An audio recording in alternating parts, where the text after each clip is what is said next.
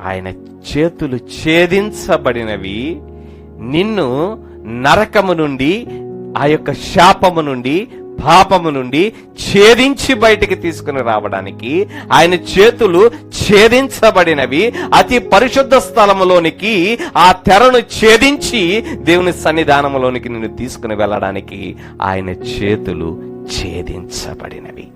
కాబట్టి ఆయన చేతులకు సమర్పణ చేసుకో.